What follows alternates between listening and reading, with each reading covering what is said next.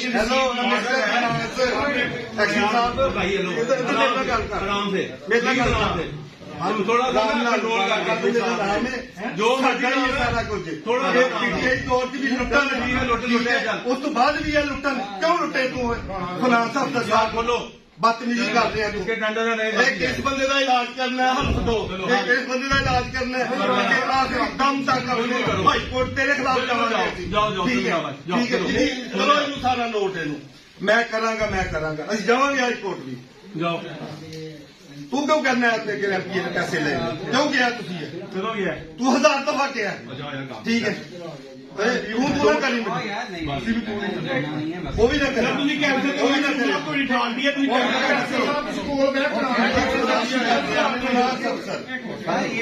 mister finance action साहब जी NOTA चुकी पई है